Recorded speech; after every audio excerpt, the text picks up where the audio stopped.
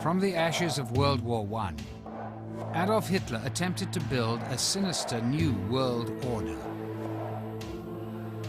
led by a so-called race of Aryan supermen, spreading a reign of terror unlike any the world had ever known. Many believed the Nazis conjured strange spirits and followed occult practices that had lain dormant in Europe for thousands of years.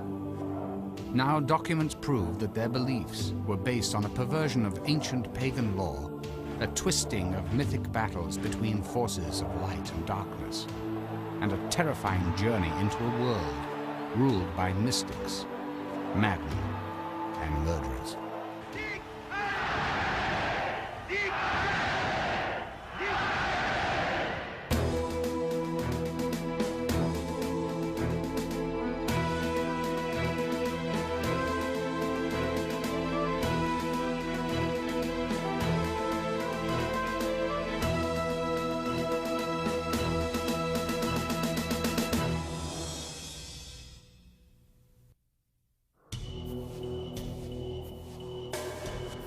The Himalayas of Tibet. In the 1930s, the Nazis began searching the top of the world for evidence of ancient high priests who they believed were their blood ancestors.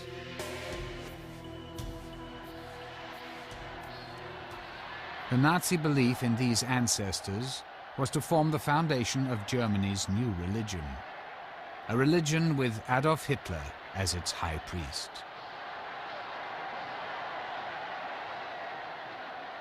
Inspiring Hitler's evil crusade was a belief that pure Aryan blood was being contaminated by so-called inferior races, and that once rid of foreign elements, a new race of Aryan supermen would rule the world. This was the Nazi interpretation of ancient myths and occult lore dating back thousands of years.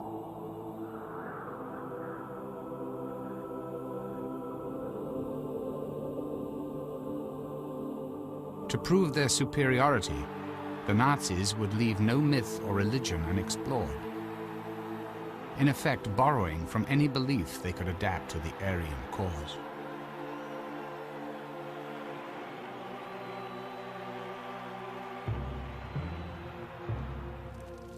As a foundation for this new faith, Hitler needed to eliminate competing religions. To achieve absolute control, he not only used the power of myth, but co-opted Christian ritual. His inner circle, who had strong ties to the occult, would help him to accomplish this goal. Among them were Deputy Führer Rudolf Hess, whose correspondence reveals a devotion to astrology and forecasting by the stars. Nazi Commissioner for Philosophy and Education, Alfred Rosenberg, who wrote the book laying out the tenets of the Nazi religion. Joseph Goebbels, Hitler's Minister of Propaganda, whose diary records his use of astrological forecasts in planning the war against the Allies. And Heinrich Himmler, head of the SS and the Nazi death camps, whose personal papers reveal that he was the master occultist of the Third Reich and ultimately the architect of the new Nazi religion.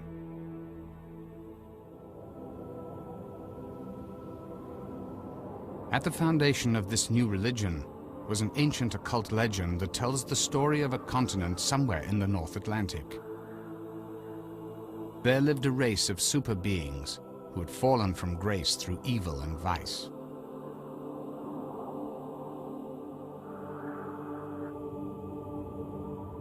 A great flood wiped these beings off the face of the earth.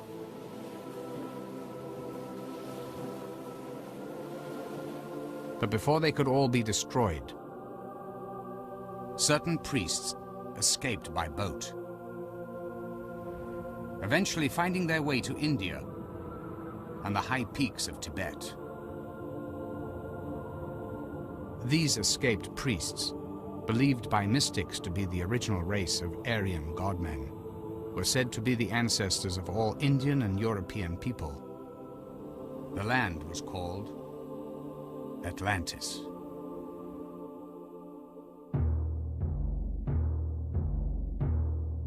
Certain German mystics claimed the Atlantis myth was actual history. Their proof that Aryans were the chosen people descended from the super beings of Atlantis, and that they had lost their powers by mating with mere mortals.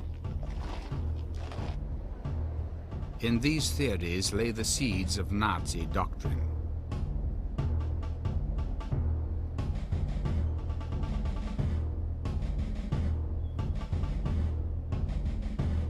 Reichsführer SS Heinrich Himmler, an extreme nationalist, made it his mission to prove that the Germanic peoples were the descendants of the Atlantic master race.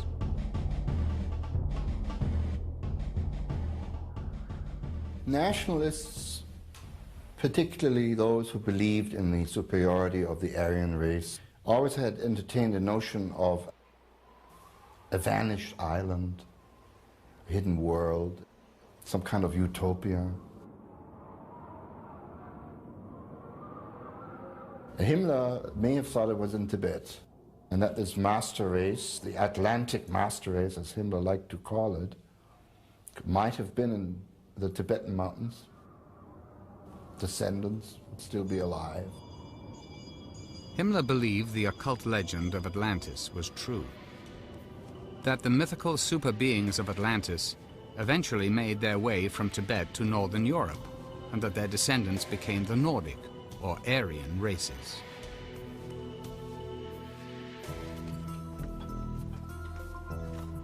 Government-funded expeditions under Himmler's direction were sent to Tibet, searching for evidence of their ancestors. To document this process, Nazi researchers took this film footage. In 1946, in a post-war interrogation by the US Army, the SS scientist who led one of the Tibetan expeditions described his first meeting with Himmler. He said, Himmler mentioned his belief that the Nordic race did not evolve, but came directly down from heaven to settle on the Atlantic continent, and that ancient immigrants from Atlantis had founded a great civilization in Central Asia.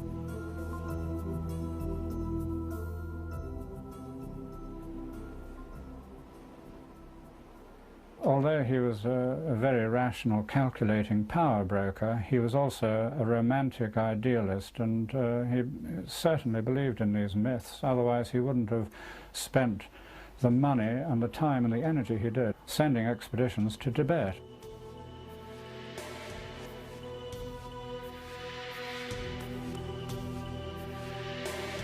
In Tibet, villages were subjected to full-body inspections by Nazi researchers, looking for what the party called Aryan physical traits. Narrow foreheads, long limbs, and angular features.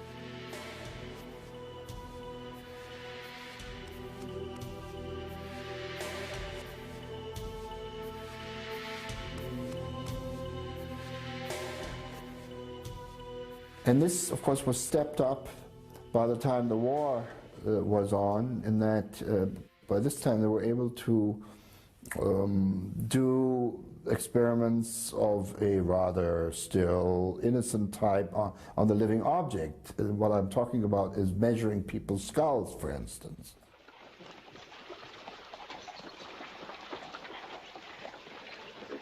The quest to prove the superiority of the Aryan race soon moved into the criminal.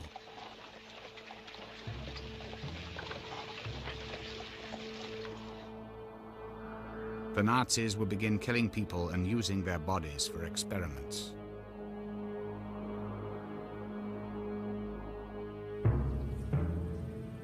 They believed that once they had proven that their ancestors were gods, it would be a through selective breeding. That you could somehow force human evolution in a sort of hothouse environment by selecting the parents of a child and then rebreeding their offspring until the day when eventually you managed to breed the Superman, who was predicted by all their occult theories.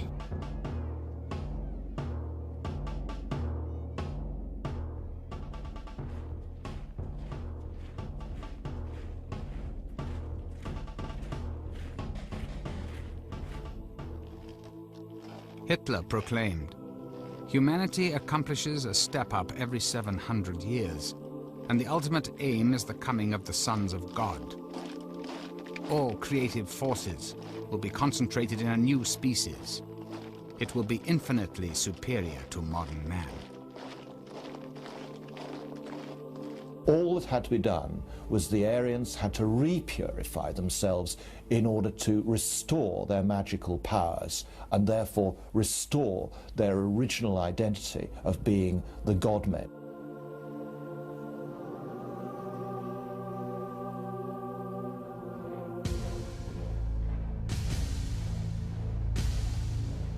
Rather tall, well-made men, warriors. Now, Himmler did decree this for the SS in so much as they should all be 5'9" tall. Himmler was 5'9" tall. In addition to their size, they had to be of pure blood. Now, for the officers, they had to prove pure German ancestry without interbreeding back to 1750.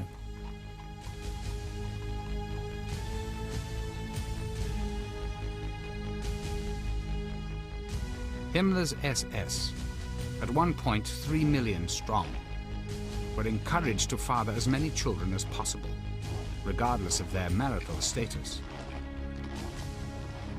The SS, he told them, had a sacred duty to their nation and to their Führer to beget healthy Aryan babies. One of Himmler's ideas concerned polygamy. The only way in which he could breed the master race ever faster was by, in fact, instituting the practice whereby SS men would be able to take more than one wife.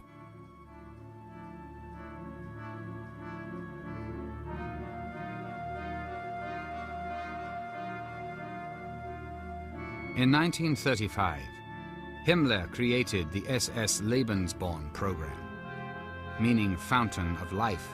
Lebensborn was designed to facilitate the birth, housing, and raising of as many pure Aryan babies as possible. Himmler's program was documented by actual images of Lebensborn babies.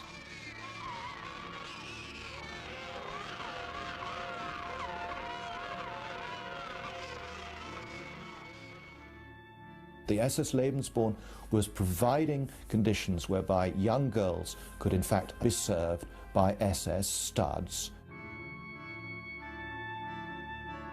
He suggested that young Aryan girls in Germany who hadn't been able to find a boyfriend or a husband need not forego the pleasures of motherhood.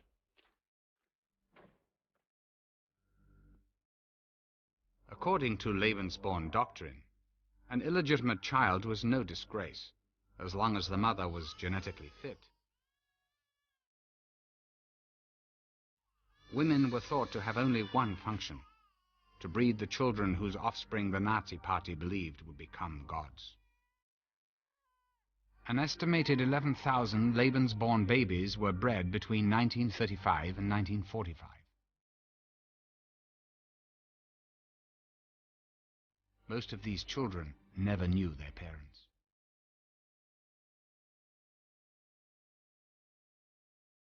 The SS weekly newspaper declared, "Only when the number of cradles constantly exceeds the number of coffins can we look forward with good cheer to a better future." The babies of Lebensborn immediately became property of the state. Some were raised at Lebensborn homes, while others were adopted and raised by SS families. During the war, children with Aryan appearance were abducted from conquered nations and sent to Lebensborn homes in Germany. Nazi records indicate that 200,000 Polish babies alone were kidnapped and placed in Lebensborn homes, where they received careful training in every aspect of Nazi culture and mythology.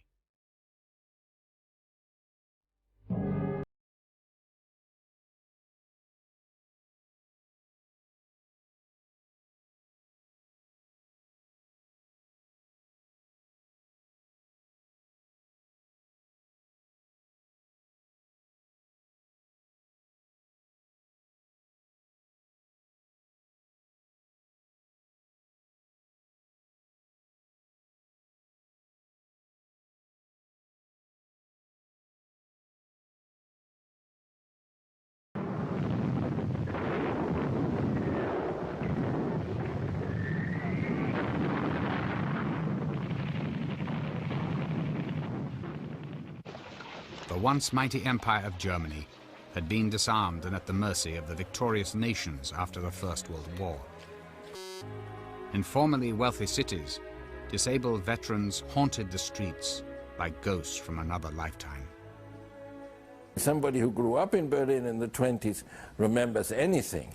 He remembers the urban landscape with cripples from the First World War, who of course had no pension, no nothing, who begged on the street without legs and arms, who remembered the great misery of what you might call the urban landscape. Millions were unemployed. Inflation was rampant. Recession, starvation, and poverty were everywhere. I saw many demonstrations before Hitler came to power.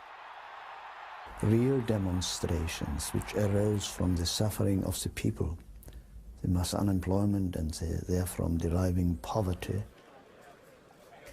And they were shouting slogans like, give us bread, give us work.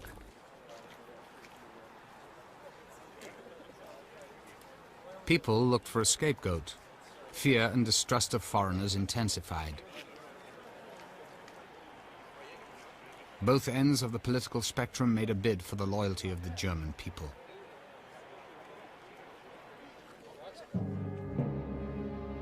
After serving with distinction in the First World War, Hitler was stationed in Munich, where it was his job to infiltrate left-wing organizations for the army. One assignment changed the course of his life.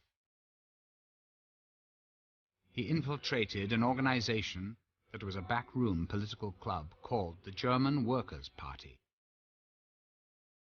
But far from being the communist organization that its name implied, the party turned out to be extremely right-wing. Hitler liked what he heard, joined, and eventually became leader of the organization. Attending an early rally where Hitler spoke was a disillusioned war veteran named Rudolf Hess. He came back taking 3 steps by one jumping up and said, I saw one this evening, he's going to bring back Germany to the recommendation it had before the war, and this is the only man who was able to do it. Hess was convinced the dynamic orator he heard was the long-awaited Messiah, prophesied in German occult circles. With racist philosopher Alfred Rosenberg, Hess was a supporter of one of the more prominent groups, the Thule Society, which actively sought a Germanic Messiah and was dedicated to the revival of the so-called Aryan master race. Members practiced astrology, sun worship, and other occult sciences, thinking that this would help them reach their goal.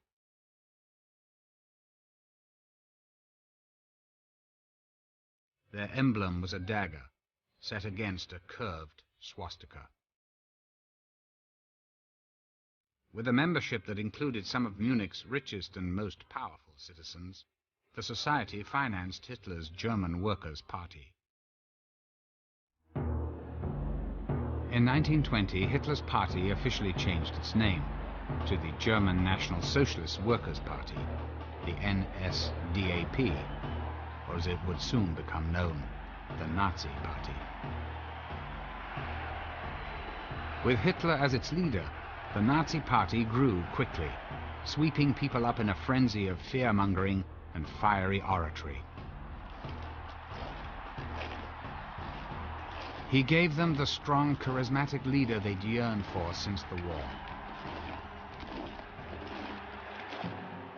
Like many Germans and Austrians of the time, Hitler lived in an environment that was already hostile to Judaism. He would have easily found these ideas in popular publications, such as Ostara, an overtly racist occult magazine written by a renegade and ultimately defrocked monk and mystic named Lance von Liebenfels. Ostara magazine was a good example of how Hitler would have picked up his racism and his anti-Semitism. He even paid a visit to Lance's editorial office to obtain back numbers. Immensely popular at the time, The journal preached that the Nordic or Aryan races had much to fear from people darker than themselves, and targeted Jews as the most threatening. The Ostara claimed that the Jews were preventing the Aryans from taking their rightful place as rulers of the world, an eternal struggle dating back to biblical times. Headlines read, "Are you blonde? Then you are in danger. You should therefore read Ostara, Publications for Blondes and the Male Rights Movement." The publication outlined what would become the Nazi worldview: racial selection, Lebensborn, and even the Nazi death camps. With these ideas in place, Hitler's developing theories of race were ready to be further influenced. This time by Thule Society supporter Alfred Rosenberg, the racist philosopher and occultist who would eventually become the Führer's voice in spiritual matters.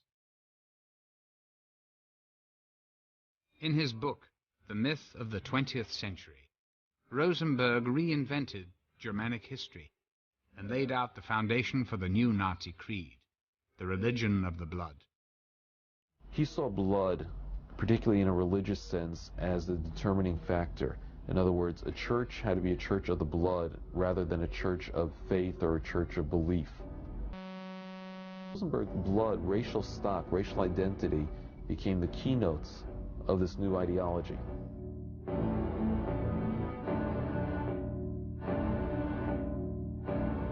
Rosenberg preached that the blood of a people carried the soul of the race.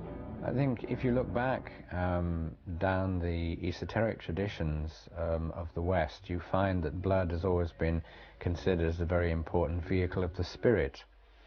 It is a sacred substance that contains more than the physical life of each person, but also the spiritual life.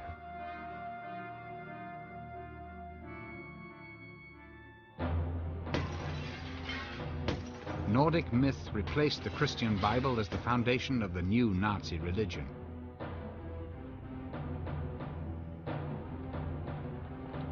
In a pageant orchestrated by Rosenberg and captured on film, the Nazis celebrated their newly conceived version of Aryan culture and history.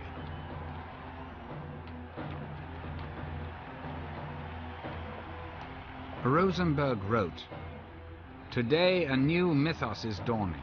The mythos of the blood, the belief that the godly essence is to be defended through the blood."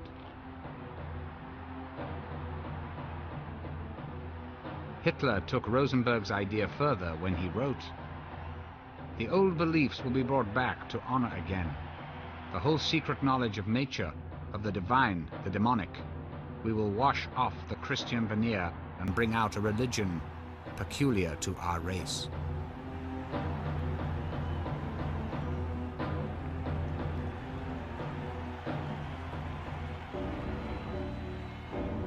As a symbol for the new religion, Hitler chose the swastika.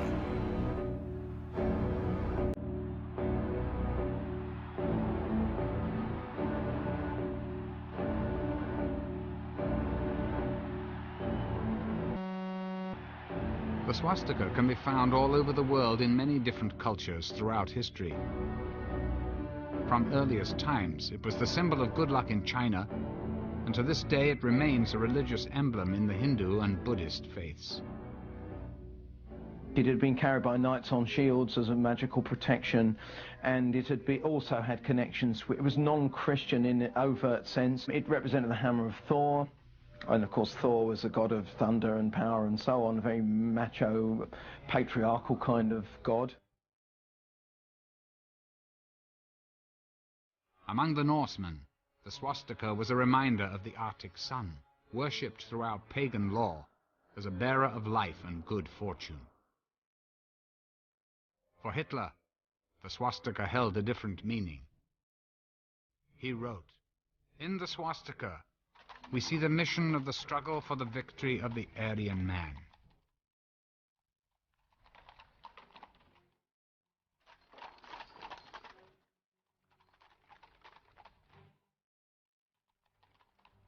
In the operas of Richard Wagner, Hitler saw victory reenacted time and time again.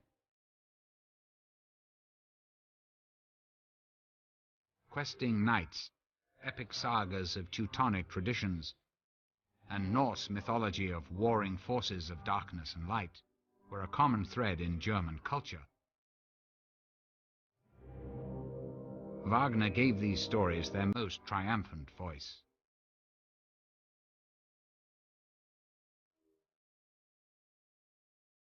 Adolf Hitler was only 12 years old when he saw his first Wagner opera.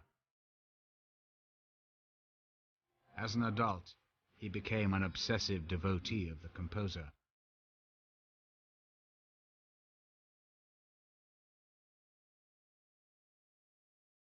Richard Wagner was the most singularly admired person in Adolf Hitler's life and career, ever.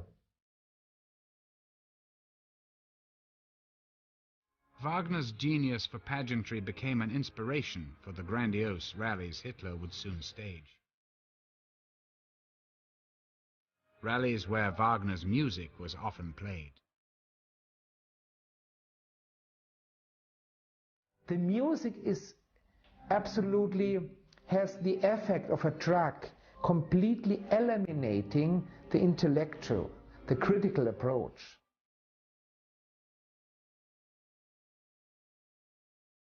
Wagner's opera Parsifal, which glorifies the power of pure blood, was a source of inspiration to Hitler.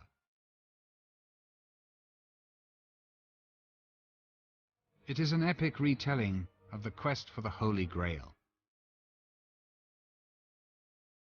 According to legend, the Grail was a mystical vessel bearing sacred blood, and it promised unlimited powers to anyone who drank from it. It was believed the Grail could only be found by the purest of knights.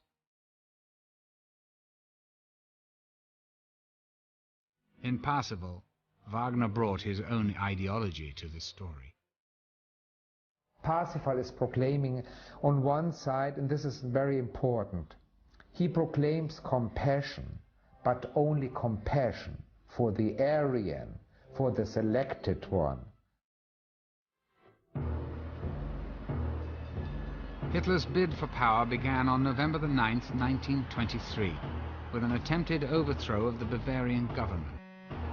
Leading a private army called Stormtroopers, he launched a surprise attack on a beer hall where government leaders were meeting.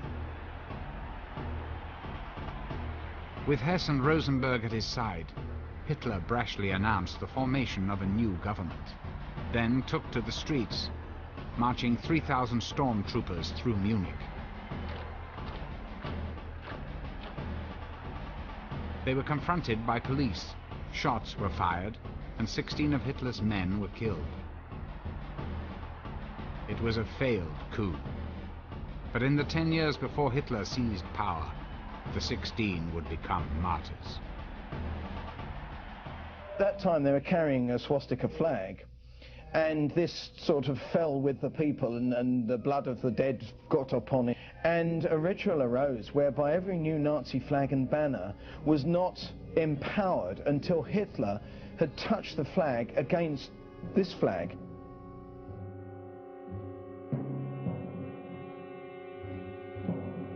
Nazi blood attained a sacred, symbolic power, ritualized and sanctified in the ceremony known as the Rite of the Blood Flag. The sort of magical power of the blood of the dead Nazis was transmitted to each Nazi flag, and it was consecrated thereby. The blood flag was the crucifix of Hitler's religion. It would come to symbolize his new reign. In 1933, Hitler succeeded in becoming the Führer, the leader. Unser Führer, der Reichskanzler Adolf Hitler, hat das Wort.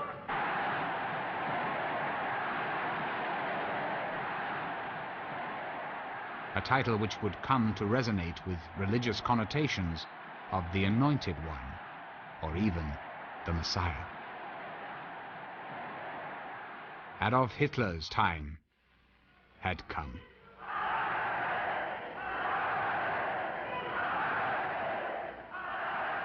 Die Partei ist Hitler. Hitler aber The party is Hitler. Hitler is Germany, and Germany is Hitler.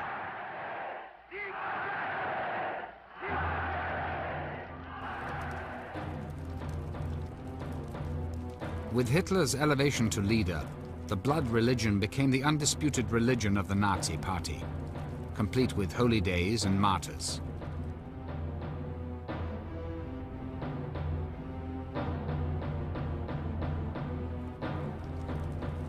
Propaganda Minister Goebbels orchestrated a ritual in which the 16 Nazi heroes were honored as martyrs of the Reich, who died, were resurrected, then achieved eternal life. Goebbels assured that all Germans would partake in the ceremony by broadcasting it over loudspeakers placed on street corners throughout the country.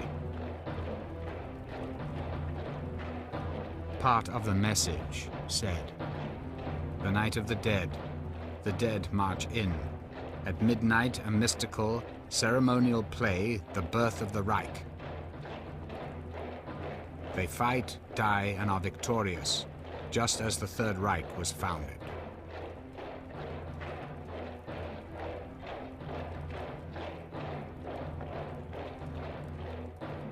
According to Hitler, their blood was the holy water of the Third Reich.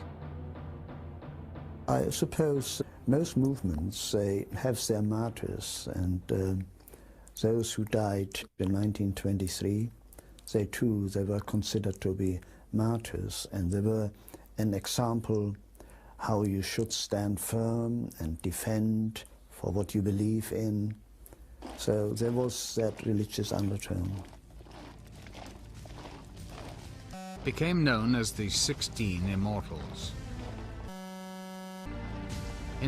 So in a way, we can see this as a transfer of the Easter procession in Jerusalem up to the Church of the Holy Sepulchre through the Stations of the Cross. So there is an obvious copying of Christian ritual.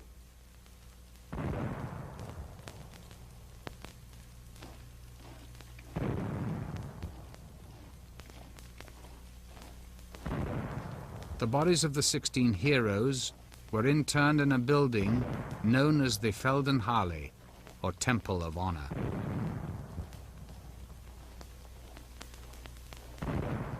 It would become a Nazi shrine. During this annual ceremony, the names of the 16 were called out, with anonymous voices answering the heroes' roll call, as if the dead marched in spirit with the living. And when I was about 16, 17, my father took me to Munich, and I went to this Feldherrnhalle, and there the coffins were all lined up, and there were guards standing, presenting their rifles and steel helmets, and it was all rather eerie. In so many intervals, the names were mentioned, and they said, Friedrich Müller, and then a voice said, "Here." And then the next name, Hermann Stammer.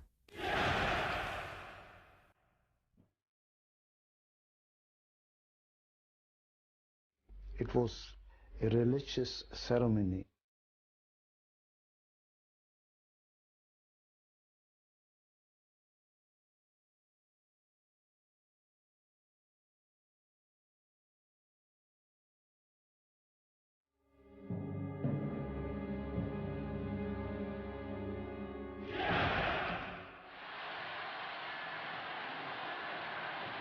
With the rituals of his new religion in place, Hitler unleashed the next step of his plan.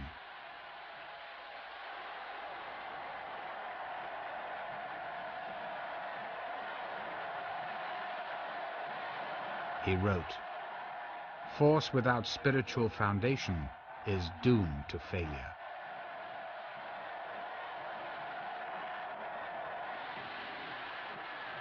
It is a nationalism which determines everything. Your whole lifestyle, yes? Your whole thoughts, everything. The centerpiece of it, if you like, is that you are willing to sacrifice yourself for your fatherland. Indoctrination into the Nazi faith, with Hitler as God, began early and continued into adulthood.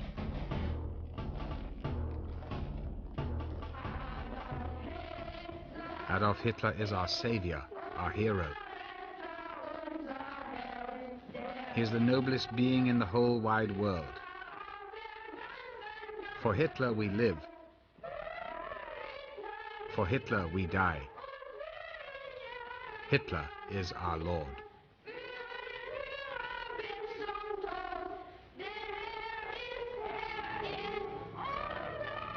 In 1933, the party took over all Germany's youth organizations. For girls, the compulsory organization was the League of German Maids, where they were taught self-sacrifice, to marry young, and that their bodies belonged to the nation.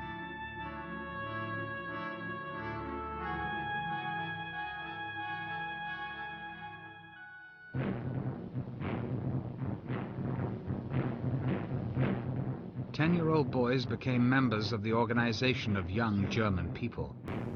At 14, they joined the Hitler Youth, and at 18, the Nazi Party.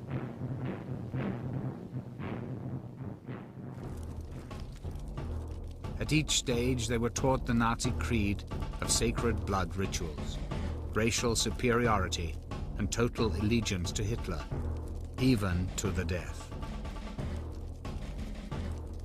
I was in the Hitler Youth until I was 18. We were being taught, and I believed in it, that it was great to fight for our country, and if necessary, to die for our country.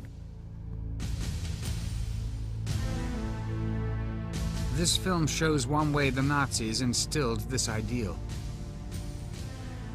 A war hero visits a Hitler youth camp.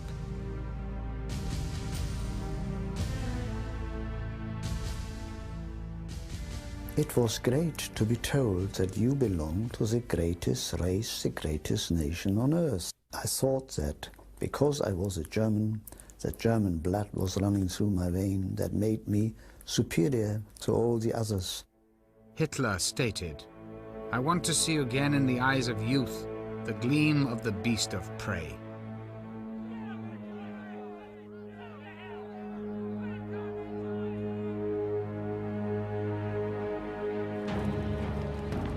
The Hitler Youth chanted a song of death.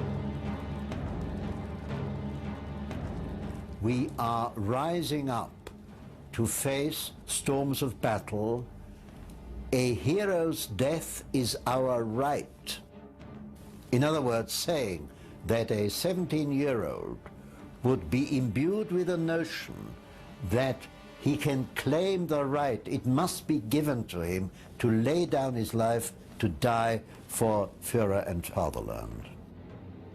You are nothing, your nation, your race is everything.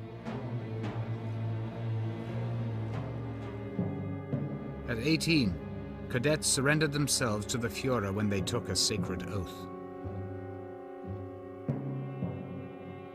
Ich schwöre, I swear, and we all had to repeat it, had to have our hands, our fingers in the air, to serve Führer, Volk and Fatherland, to serve Führer, Volk and Fatherland, like a big rumble around the place. To the last drop of our blood, to the last drop of our blood.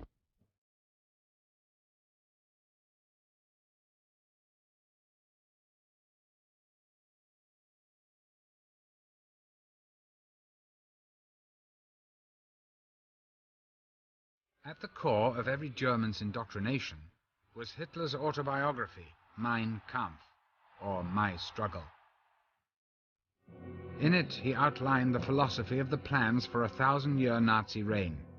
Mein Kampf became the Nazi Bible. I thought it was the greatest book ever written. The Bible is nothing as compared with that. And I still can quote from it now. And I mean, I've read it more than 60 years ago. In conjunction with Mein Kampf, the principles of the blood religion began to form the basis of Nazi policy. Forced sterilization laws were enacted. Even Aryans were investigated for hereditary diseases. Ailments ranging from tuberculosis and epilepsy to alcoholism and depression were cause for automatic sterilization. Over 400,000 Germans suffered this fate.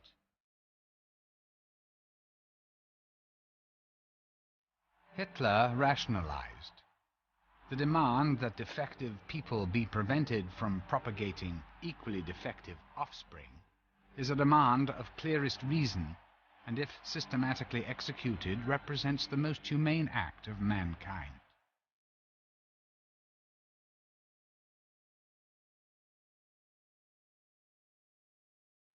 Children with health problems were registered at birth. If their problems persisted, Nazi doctors would secretly administer lethal injections, telling their parents they died of natural causes. A euthanasia program was instituted for the mentally and physically impaired. Propaganda films claimed these were acts of kindness, freeing trapped souls from tormented bodies. By 1935, Hitler had created the blood laws, which made it a criminal act for a pure German to marry or even have sex with a Jew. And German Jews were stripped of their rights as citizens.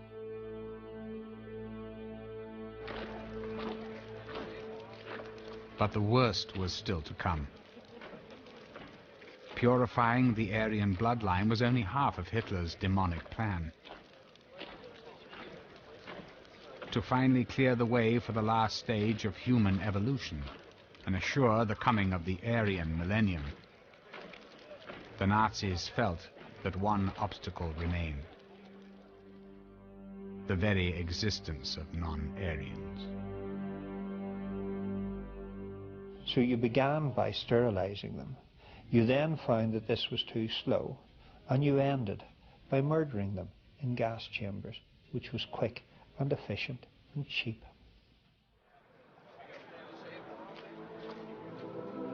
Hitler wrote, "The gravest and most ruthless decisions will have to be made, a barbaric measure for the unfortunate who is struck by it, but a blessing for his fellow man and posterity. The passing pain of a century can and will redeem millenniums from sufferings."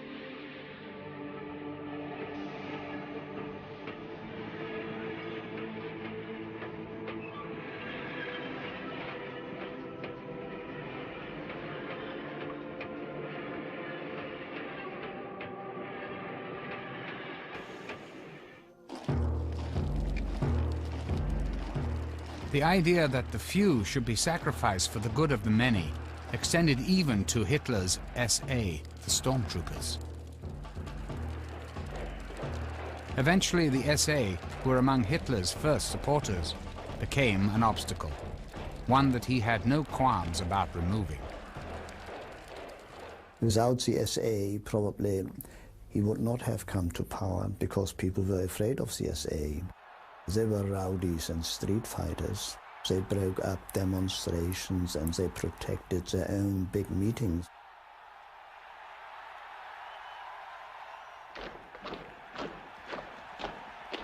The middle class and the army came to fear the SA.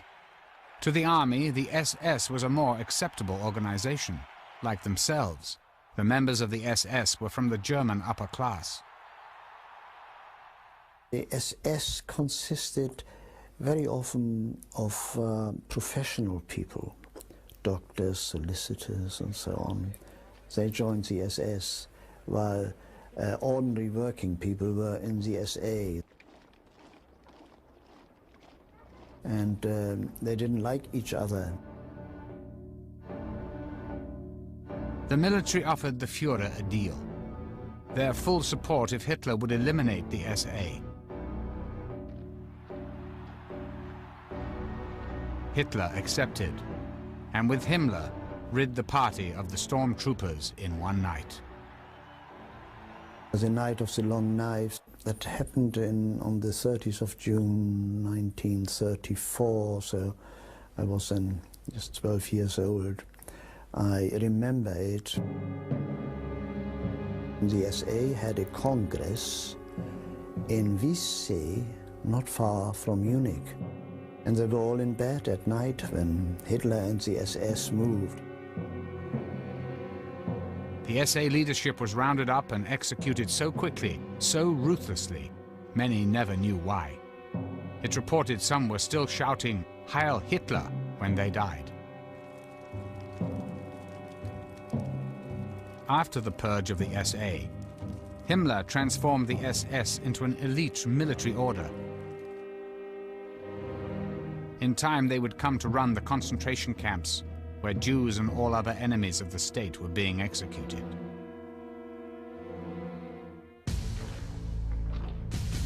But Himmler's vision of the SS was not yet complete. He planned to turn the SS into Germany's new aristocracy, the new Superman prophesied by Hitler's religion of the blood. Himmler's conception of the SS was no less than the creation of a new bloodstock elite for the Nazi order in Europe. At every stage, the SS was constantly reminded that it was no less than a warrior elite whose values of hardness and military valor were absolutely central to its existence. And more than that they were in fact ensuring the survival of the race in this way.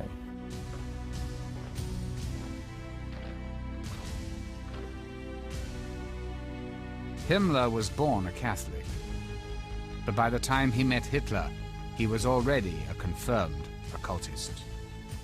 It's difficult for us afterwards to equate this man, who certainly believed in a God, and to link him up with a man who was master of the killing machine in Germany. But actually the two things, of course, are linked, because what he was trying to do was to root out the forces which he believed had corrupted Germany and get back to their pure-blooded forefathers.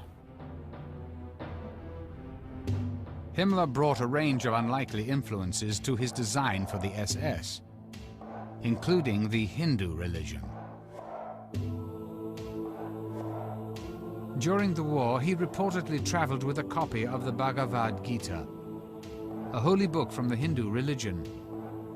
It tells the story of a great battle on the field of righteousness between the forces of good and evil. The Hindu belief in reincarnation and its rigid caste system appealed to Himmler. It was a perfect model for a Nazi warrior elite which would rule the world.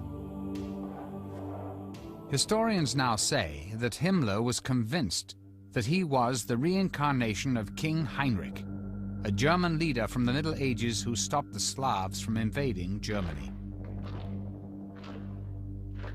As the Nazis prepared to march on Eastern Europe, Himmler believed he was on the path to realizing his karmic destiny, that his SS had returned to the fatherland to fight a similar holy war. On the night of July 1st, 1937, to mark the millennium anniversary of King Heinrich's death, Himmler staged a sacred reburial rite at Quedlinburg Cathedral, the original location of the great king's castle and the site of his tomb. Accompanied by solemn music, Himmler and a group of high-ranking SS officers led a torch-bearing procession to the candlelit crypt. Himmler modeled his SS on the 13th century order of Teutonic Knights, who killed and enslaved the people they conquered.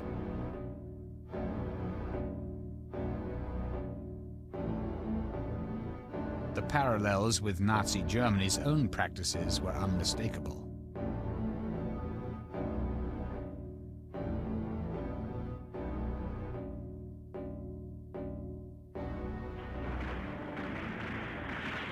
The Reichsführer SS attempted to reinstate the feudal system that the knights had lived by.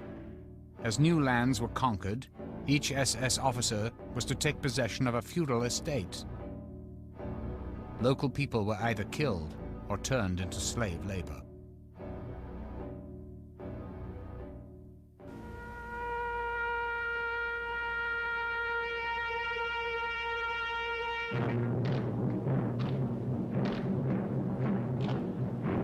Like the Teutonic Knights, Himmler transformed a series of ancient castles into SS training schools that were both military and religious centers.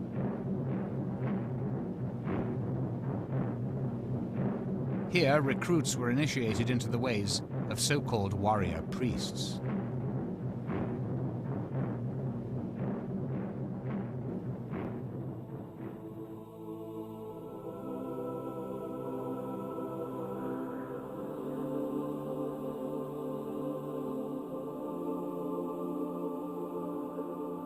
In 1934, Himmler chose Wewelsburg as his personal castle. It became a sacred center for the inner core of his elite SS knights. Himmler chose Wewelsburg because he was told by his occult or spiritual advisor that this was going to be the magical strong point of German resistance to a great army from the east. And there would be a great battle there, and the eastern hordes would be turned back. Himmler had grandiose plans for his medieval castle at Wewelsburg. But this required a prodigious workforce. To assure an ample supply of slave labor, he built a concentration camp nearby. From 1939 to 1945, 4,000 prisoners worked on Himmler's castle. Nearly a third of them died while working on it. When one looks at the plans and memoranda, and indeed the miniature models that were laid out of how the Wewelsburg would ultimately be rebuilt, it indeed looks like the Holy City in Rome. Wewelsburg is built in the shape of a triangle with 3 corner towers. Around this basic design, Himmler had plans to build a large colony. The village would have been demolished and cleared, and they would have created a huge site with interlocking spaces, barricades, other turrets, and circular curtain walls sweeping over a vast area, creating no less than a kind of SS Vatican.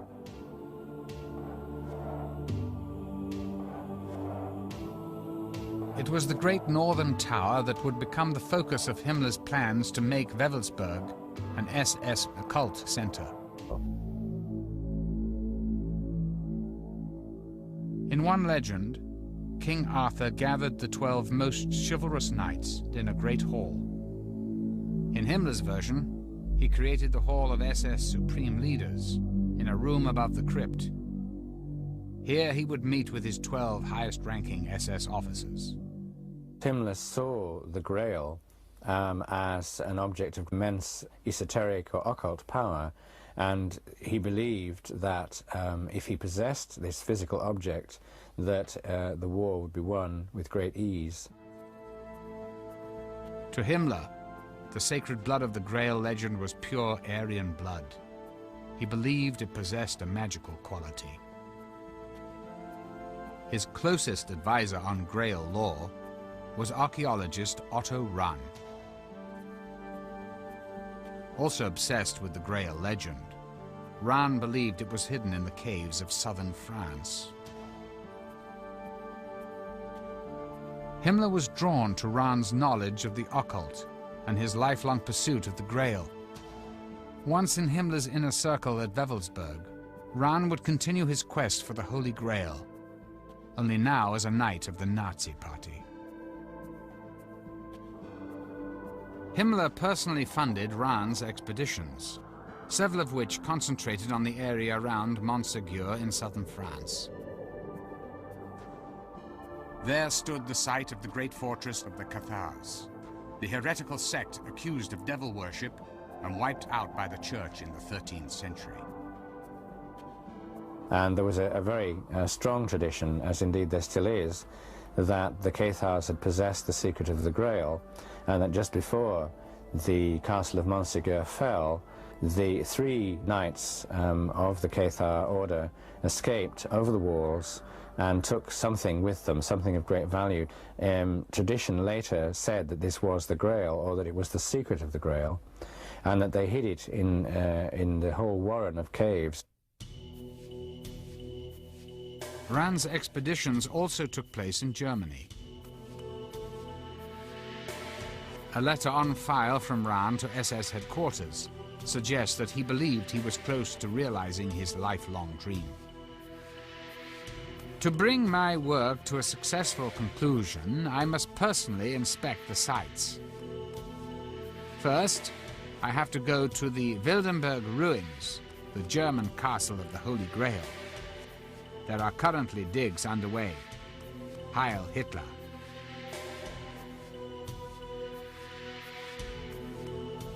But Rahn was never able to secure the ultimate prize, the sacred chalice itself. In 1939, Otto Rahn mysteriously resigned from the SS. Many believed Himmler issued orders to have Rahn killed once it was clear his quest for the Grail had failed.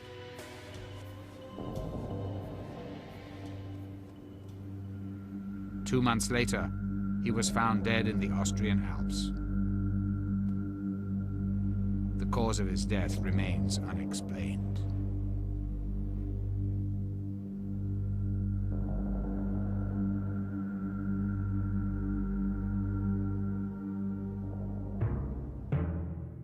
In his continued quest to prove the superiority of the Aryan race, Himmler created a research institute called the Ancestral Heritage Organization.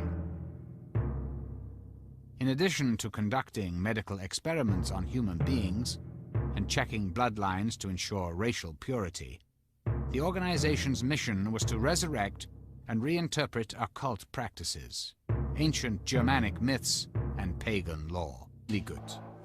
In Willigut, Himmler believed he'd found the key to popularizing the ancient pagan tradition in modern Germany. The mystic became a high-ranking SS officer and one of Himmler's prized possessions. Well, the interesting thing about Willigut is that he is really perhaps the leading example of an occultist in the immediate circle and service of Reichsführer SS Heinrich Himmler. Willigut believed he was a direct descendant of the Norse god Thor. Copies of his papers, found in Himmler's personal file, reveal that Willigut believed he possessed extrasensory powers.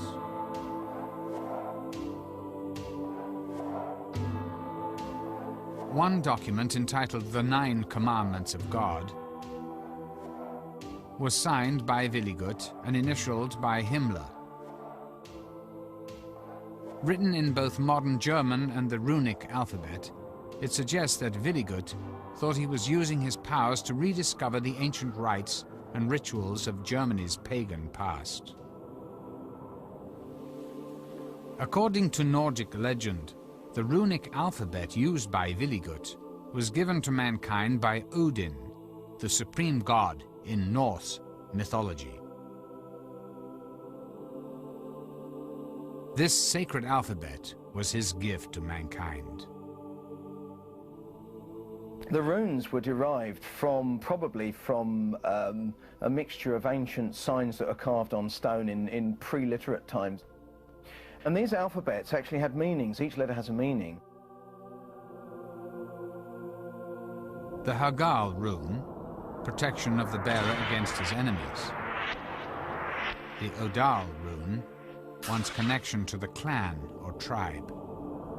The Tyr rune, victory and world order.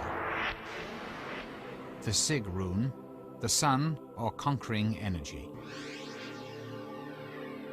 These symbols appeared throughout the Nordic world, on such objects as Viking ships, battle spears and shields. The alphabet of ancient priests and magicians, runes were believed to be mystical tools for fortune-telling, casting spells, and invoking magical spirits. You cast the runes, somewhat analogous to a tarot layout. You throw them and then you read the particular combinations of runes that arise. It has got the reputation of being an extraordinarily powerful magical system. As Germany's warrior elite, members of the SS were taught the meaning of the runes. A photograph that survived the war shows an SS officer at a blackboard teaching the runes to a class of SS recruits. Many organizations within the Third Reich had their own special rune. The SS, perhaps the best known, of course, used the double Sig rune. These mysterious figures were worn on the shoulders and helmets of all SS uniforms. The Hitler Youth used a single Sig rune.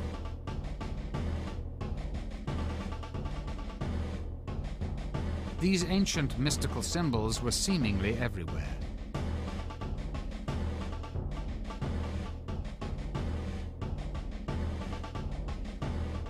Serving as a constant reminder to Germans of their pagan past. After the SS recruit had passed his training and taken the oath, if he was an officer, he was then given the SS dagger, which was a sort of hunting knife with a black handle, the SS runes on it, the swastika and a wreath, and the German eagle. And this was a very prized possession. Engraved into the dagger were the words, "My honor is called trust." SS men received the dagger in a solemn ceremony. Every member of the SS wore the SS signet ring. But for his inner circle, the elite of the elite, Himmler personally handed out the Death's Head ring. A former high-ranking SS officer, Wilhelm Hörtel, still remembers the ceremonious occasion. The ring was engraved with your name, mine, for example, to my dear Hörtel, Heinrich Himmler. That was inside the ring, around a death head. That was supposed to symbolize the close connection to the SS and to Himmler.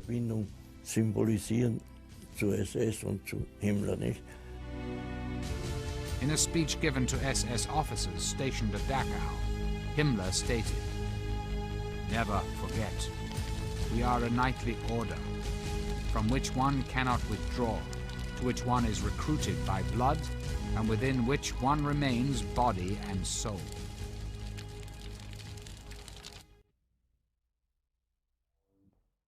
Borrowing from Germany's pagan past and his own Catholic upbringing, Himmler invaded SS family rituals from the moment of birth. One picture we have which shows a full tableau of such a sort of Nazi or Hitler shrine for the purpose of baptism of infants. An SS altar in place of a crucifix, a picture of Hitler, and the babe would have been presented, if you like, into the community of Germanic warriors through this kind of tableau. The marriage ceremony also became an SS ritual. Mimicking ancient Germanic tribes, SS officers took on the role of the clan leader, who presided over marriages. Himmler himself officiated at one such ceremony. This rare footage shows one of his SS officers marrying Gretel, the sister of Hitler's mistress, Eva Braun. Rings were exchanged, as well as bread and salt, the ancient pagan symbols for the fertility and purity of the soil.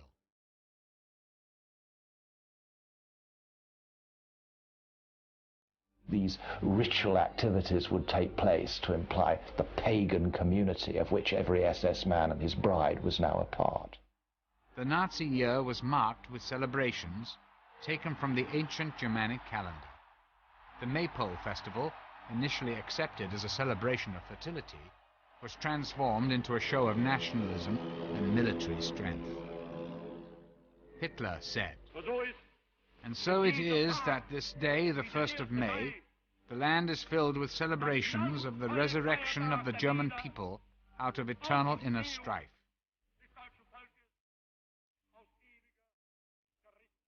People need festivals to mark the year, and they tried to substitute the pagan festivals for the Christian festivals. They began to annex the festivals which the pagans had celebrated. Summer solstice, winter solstice, all these festivals, yes? And shaped them in their own image. Nazis even began to restore ancient pagan temples like Externstein, which was dedicated to a solar deity. At Externstein, during the summer solstice, a shaft of light shines through a window and lines up with a point on the altar.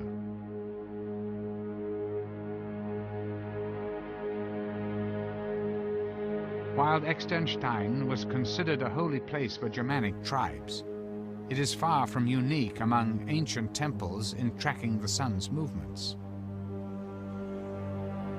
Himmler was convinced, however, that it was proof of the superior intellect of prehistoric Germanic priests.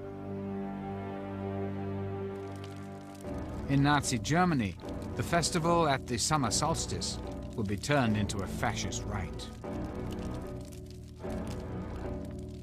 Traditionally, summer solstice festivals were a celebration of life and of the sun's powers.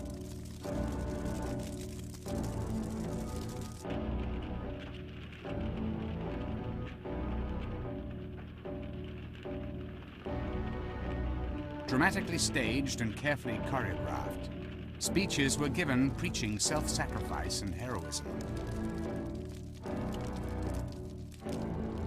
In this particular ritual, propaganda minister Goebbels gave the speech.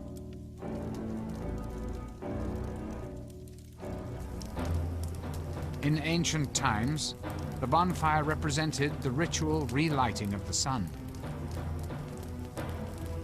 In Nazi Germany, they were tributes to the Führer.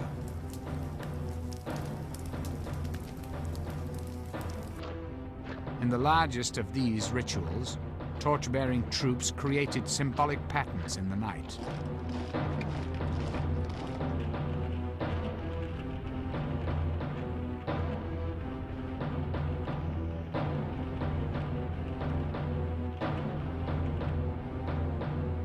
At the end of the year, the long night of the winter solstice honored Germany's dead.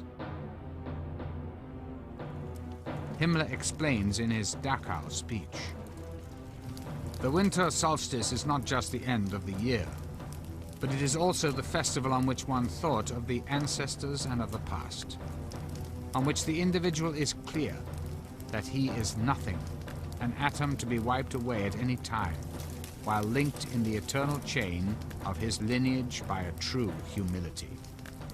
Ritual. The Nazis had their ritual, their mass rituals, yes?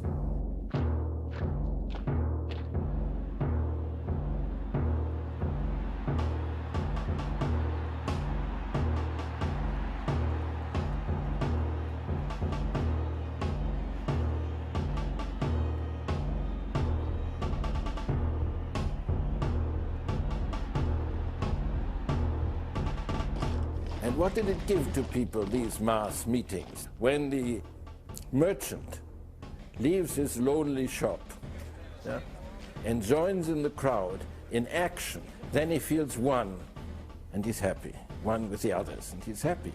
He's lost his loneliness.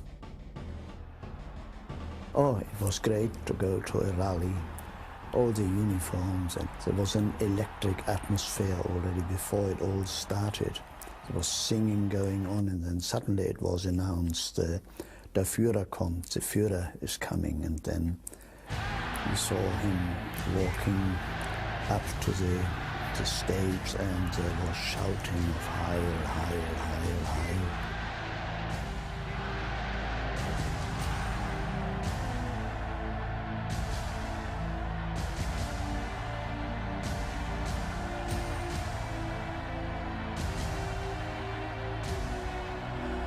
As the Nazi frenzy swept Germany, Hitler made clear what he expected from the nation. The party is the selecting ground for German political leaders. Its doctrine will be unchangeable. Its organizations will be as hard as steel. Its total image, however, will be like a holy order.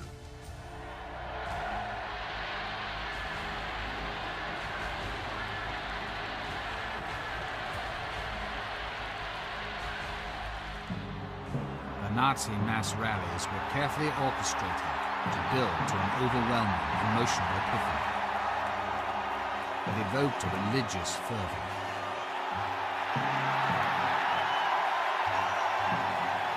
At the center of this ritual was Hitler.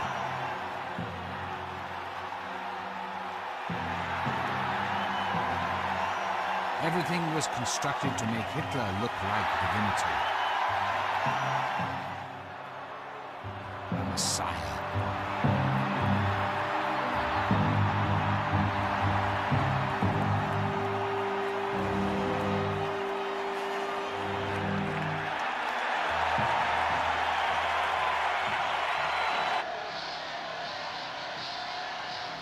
Having won the unquestioning support of the German people, Hitler was now ready to dominate the world.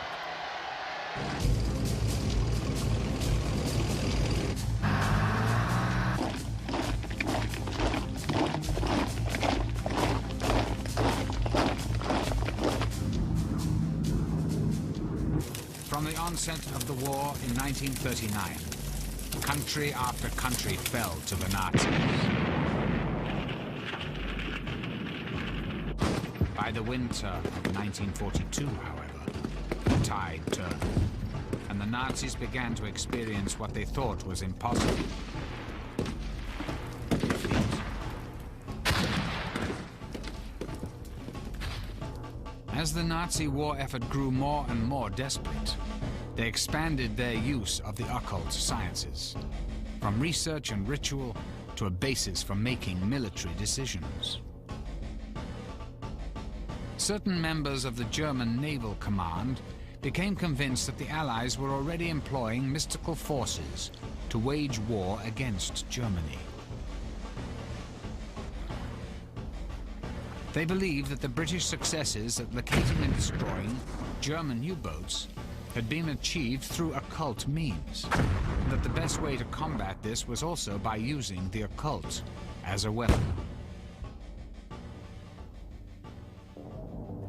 This led Himmler to establish a top-secret institute dedicated to the ancient occult practice of pendulum dowsing.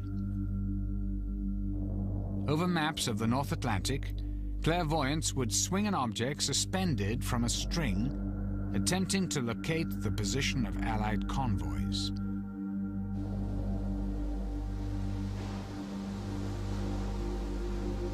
German U-boat missions were dispatched based on the results.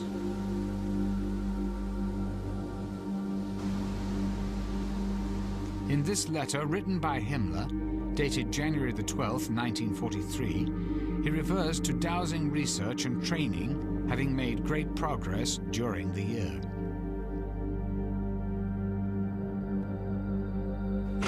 Still, the most common occult arts employed by the Nazis were astrology and prophecy, although they were approached in two distinctly different ways. Rudolf Hess and Heinrich Himmler genuinely believed in the occult and used it for making political decisions. But Joseph Goebbels, head of the propaganda ministry, wanted to use the occult purely for propaganda purposes, to manipulate people and undermine Allied morale.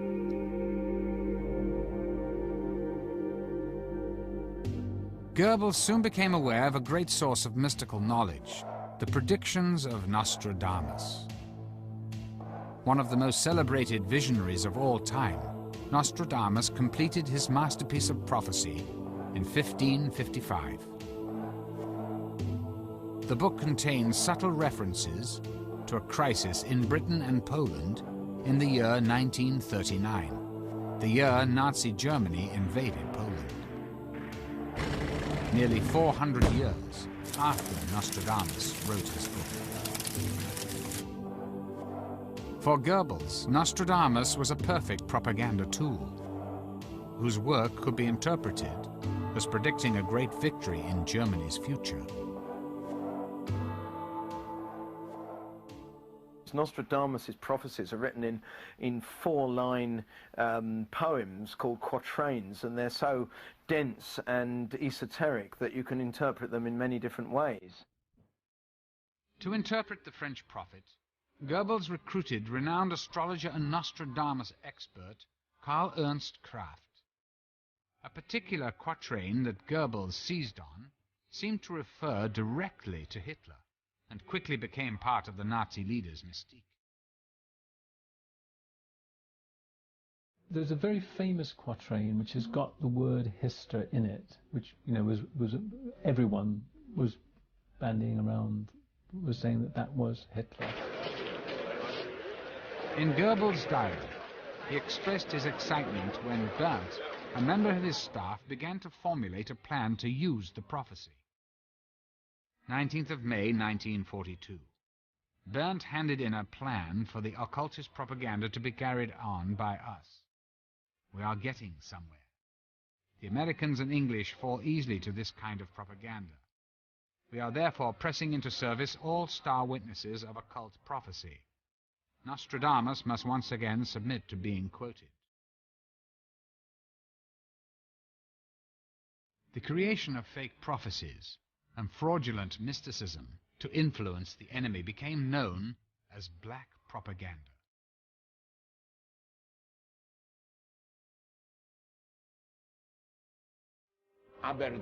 Yes, they made up a flyer of the Nostradamus prophecies and threw them all over France, that France would be destroyed if it did not capitulate.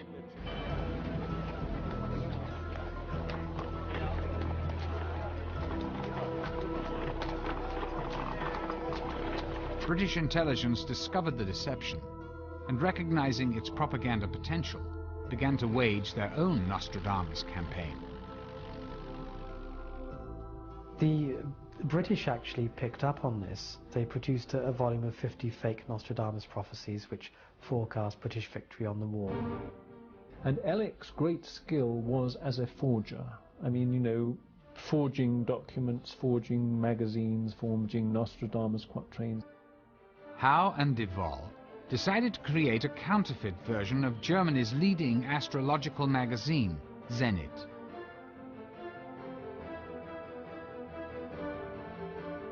They produced 2 issues in 1943. In these, they would try and make forecasts which would undermine German morale. They would, for example, say, watch out for June the 30th. It's the anniversary of the Night of the Long Knives. Now, the purpose behind this forecast was to somehow plant in the minds of the Germans the fact that the SS might now be disloyal to Hitler. But Howe's masterstroke came with a so-called special edition of Der Zenit, dated April 1943.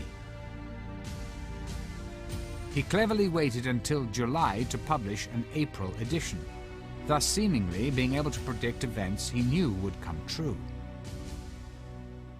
And what Howe and his colleagues did was to look at the sinking of German submarines, record the dates, and then in producing the April edition, produce these dates as if they were forecasts. British intelligence believed that if these predictions were picked up by the crews of German U-boats, the result would be a loss of morale and possibly even mutiny. The British counterfeit Der Zenit, however, contained one glaring error.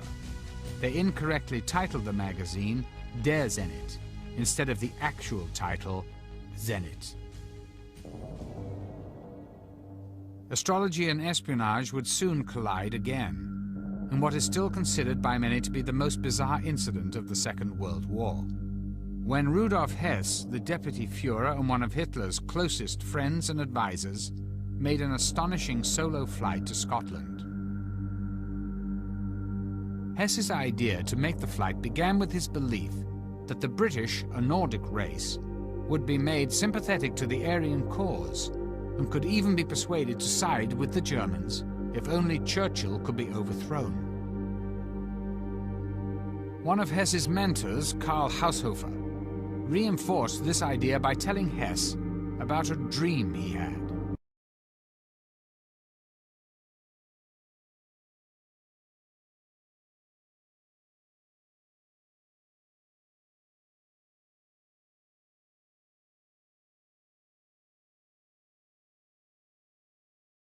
In addition to prophecy, astrology would also come to play a role in Hess's decision to make the flight.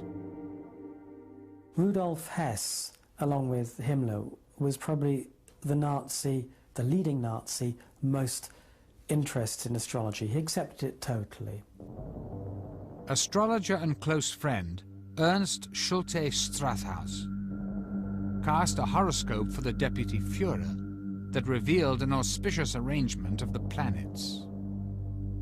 On May 10th, 1941, there was a particularly powerful astronomical lineup. Basically, there were 6 planets in Taurus and a full moon exactly on the opposite side of the zodiac in Scorpio.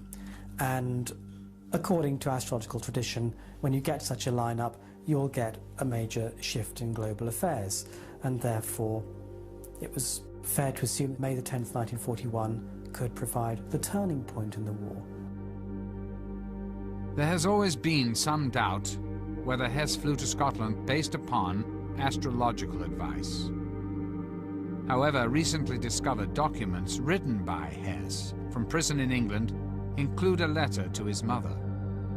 In it, he asked her to have 2 documents notarized: a record of Karl Haushofer's dream and the horoscope cast by Schulte Strathaus.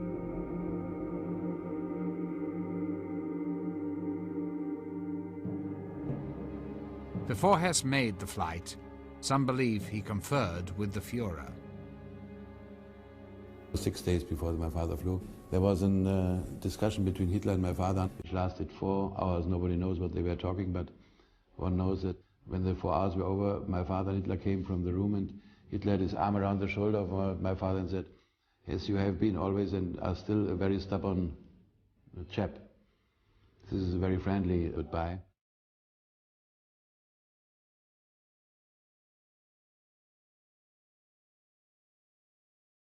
Whatever words passed between Hitler and Hess at 5:45 p.m. on May the 10th, 1941, Hess climbed into a Messerschmitt fighter and set off for Scotland. His plan was to meet with the Duke of Hamilton, a man he'd met through Karl Haushofer. Hess hoped to use the Duke to bypass Churchill and attempt to make peace directly with the King of England. Having written the Duke several letters in advance of his mission, Hess was expecting a warm welcome. But the letters that he sent my father were, of course, all intercepted by the Secret Service. Instead of a greeting party, when Hess entered British airspace, he was shot down by the RAF and forced to bail out. He hurt himself getting out of the aircraft, certainly hurt himself on landing. He wanted to be captured, and he thought that he could be taken straight to see my father just by saying that he wished to see him. Hess was discovered by a Scottish family, shown here on their farm where the plane crashed.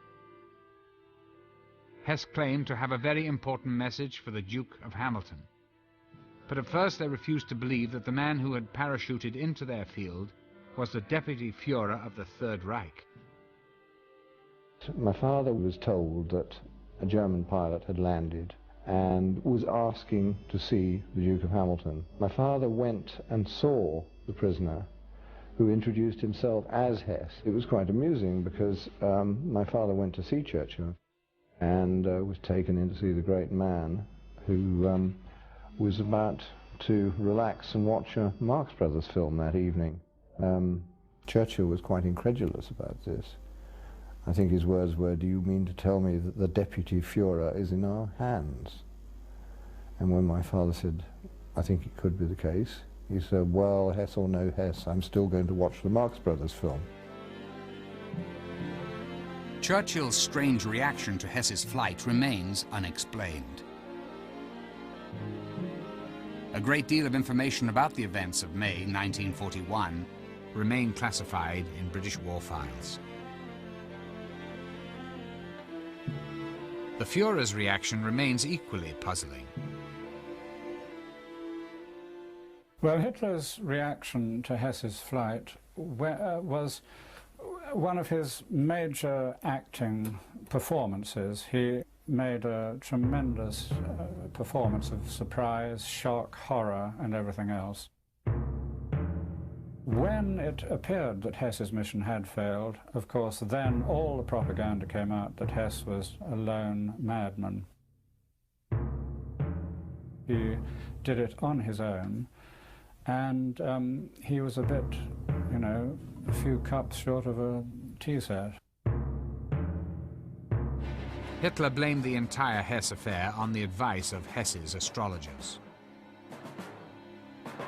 In response, the Nazi propaganda ministry issued an edict called Action Hess that forbade the public practice of any occult sciences, including astrology. The result was a further clampdown on the activities of astrologers, who were eventually all rounded up in the Aktion Hess a month after Hess's flight. They arrested all the prominent astrologers that they knew about and took them away for interrogation. Karl Kraft, the man who provided Goebbels with the powerful reinterpretations of Nostradamus, as well as striking the accurate astrological predictions, would suffer the ultimate punishment, according to a former colleague. Edward Kalik was a political prisoner who became friends with Kraft during their time in a concentration camp together. He said, Edward, you will survive, but they will kill me because I know too many secrets. He went to Buchenwald and he said, they will kill me there. And he was killed there. Und war dort ermordet. The astrologers who were arrested under the Action Hess were treated in different ways depending on their use to the Reich. Those already working for Himmler were released immediately and allowed to continue their work. During this time, Himmler came into contact with one of Germany's leading astrologers, Wilhelm Wolff. He was arrested along with all the other astrologers. Wolff himself says that he used to tell his guards about their horoscopes. Wolff then started casting horoscopes for General Schellenberg, who was head of counterintelligence under Himmler. Walter Schellenberg was the chief of the political secret service, which was part of the SS. He was my chief and my friend. Schellenberg did not believe in astrology, but he made use of it.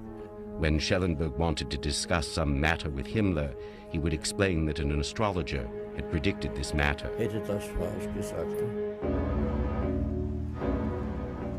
In 1943, Wolff predicted that Hitler would survive a great danger on the 20th of July 1944, that he would fall ill in November of 1944, and die a mysterious death before the 7th of May 1945. On the basis of these predictions, Wolff became Himmler's personal astrologer and one of his most trusted aides. All of these predictions came to pass. In a post-war interrogation by the Allies, Schellenberg admitted using Wolff to advance his own position. He believed that Wolff's influence would carry great weight with Himmler.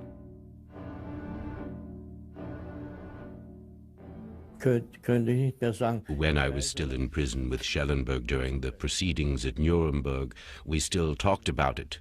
And Schellenberg was very proud that through Wolff he could influence Himmler. According to Schellenberg's interrogation, during the final weeks of the war, Himmler became obsessed with the astrology of a coup. when the stars suggested he might successfully overthrow the Führer. It was late April 1945 when Soviet troops already encircling Berlin, already entering the outskirts of Berlin, so the war was pretty well lost. Himmler remembered a conversation he had earlier with Wolff, in which Wolff told him that it looked as if there would be disaster for Germany until 1945. Reading Hitler's chart, Wolff saw planetary arrangements that indicated a downfall.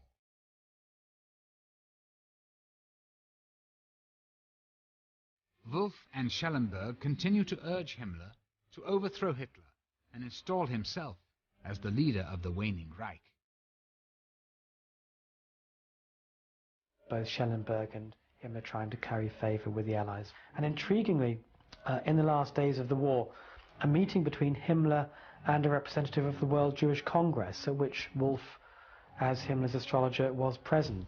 Himmler apparently agreed that there should be no more exterminations of Jews. Himmler was also very interested in historical parallels between the situation in the mid-40s and previous historical periods. Himmler looked back to the previous Great German War with Russia, the 7 Years' War, the fought between Frederick the Great of Prussia and the Russians. Fortunes are said to have turned then when the Russian Tsarina Elizabeth died. In April 1945, President Roosevelt died, and Himmler took this as a sign that history was about to repeat itself and Germany was going to be saved.